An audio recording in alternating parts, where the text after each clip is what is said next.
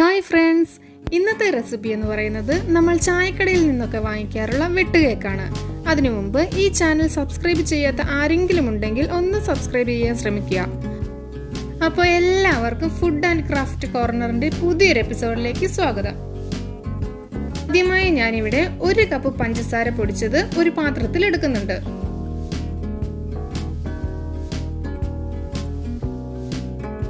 അതിലേക്ക് 3-4 ഏലക്ക പൊടിച്ചത് ചേർക്കുന്നുണ്ട്. ഇനി ഇതിലേക്ക് മുട്ടയാണ് ചേർക്കാനുള്ളത്. ഞാനിവിടെ 2 മുട്ട ഇതിലേക്ക് പൊട്ടിച്ചൊഴിക്കുകയാണ്.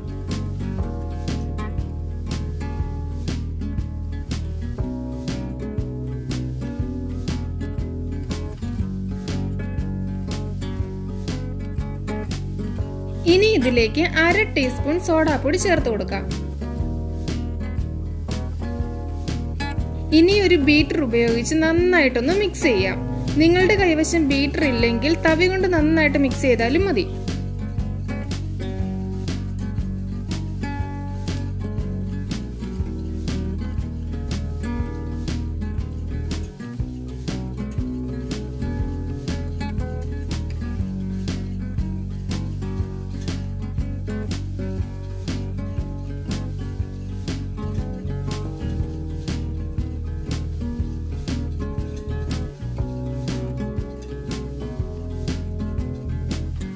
അപ്പോൾ നമ്മൾ ഇവയെല്ലാം കൂടി നല്ലതുപോലെ മിക്സ് ചെയ്ത് വെച്ചിട്ടുണ്ട്.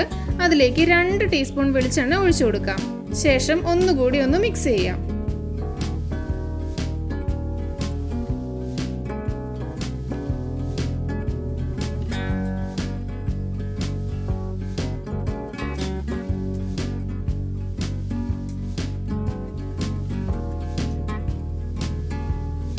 ഇനി ഈ മിക്സിലേക്ക് നമുക്ക് മൈദ ചേർക്കാം. 3 കപ്പ് മൈദയാണ് ചേർക്കുന്നത്.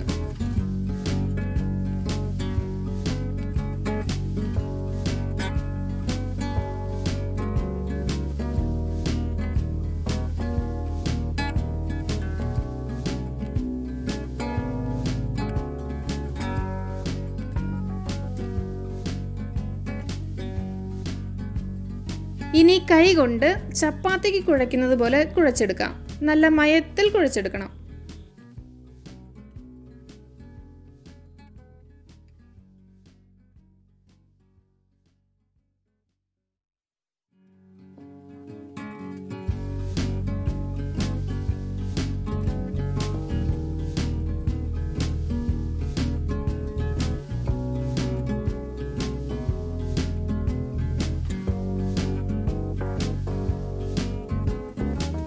ആവശ്യമെങ്കിൽ ഈ സമയത്ത് 1 ടീസ്പൂൺ വെളിച്ചെണ്ണ കൂടി ചേർത്ത് കുഴയ്ക്കാം.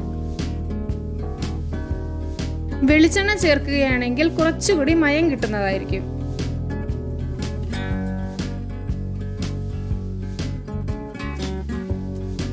മാവ് നല്ലതുപോലെ കുഴച്ച് ഉരുട്ടിയെടുത്തിട്ടുണ്ട്.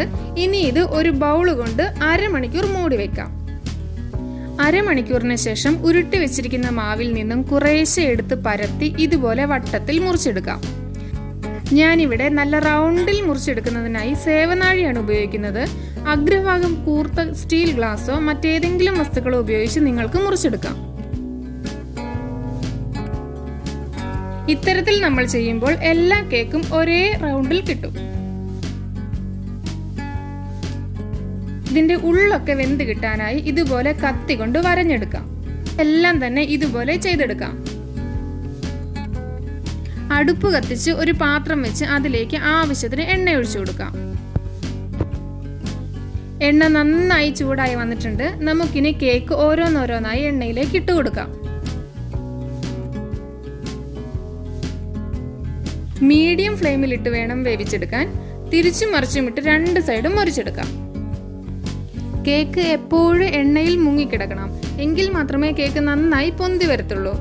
എണ്ണയിൽ മുങ്ങിക്കിടന്നില്ലെങ്കിൽ ഒരു തവി കൊണ്ട് കുറേശ്ശെ എണ്ണ കേക്കിന് മുകളിലേക്ക് ഒഴിച്ചു കൊടുക്കാം. നമ്മുടെ കേക്കിന് കളർ കുറവാണ്, കാരണം ഞാൻ മഞ്ഞപ്പൊടി ചേർത്തിട്ടില്ല. നിങ്ങൾക്ക് കേക്കിന് നല്ല മഞ്ഞ നിറം കിട്ടണമെന്നുണ്ടെങ്കിൽ മഞ്ഞപ്പൊടി ഉപയോഗിക്കാം.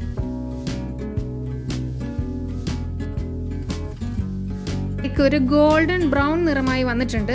നമുക്കിനി ഇത് പകർന്നു മാറ്റാം. ഇത്തരത്തിൽ എല്ലാ കേക്കും മുറിച്ചെടുക്കാം. അപ്പോൾ നമ്മുടെ വെട്ടുകേക്ക് റെഡി ആയിട്ടുണ്ട്. നിങ്ങൾക്ക് ഈ വീഡിയോ ഇഷ്ടപ്പെട്ടെങ്കിൽ ലൈക്ക് ചെയ്യണം. അതുപോലെ നിങ്ങളുടെ അഭിപ്രായങ്ങൾ കമൻറ്റ് ബോക്സിൽ രേഖപ്പെടുത്തുക. അതുപോലെ സബ്സ്ക്രൈബ് ചെയ്യാത്ത ആരെങ്കിലും ഉണ്ടെങ്കിൽ ഈ ചാനലൊന്ന് സബ്സ്ക്രൈബ് ചെയ്യുക. ഞാൻ അപ്ലോഡ് ചെയ്യുന്ന പുതിയ വീഡിയോസിൻ്റെ നോട്ടിഫിക്കേഷൻ ലഭിക്കുന്നതിനായി അടുത്തുള്ള ബെല്ലൈക്കൺ കൂടി ക്ലിക്ക് ചെയ്യുക.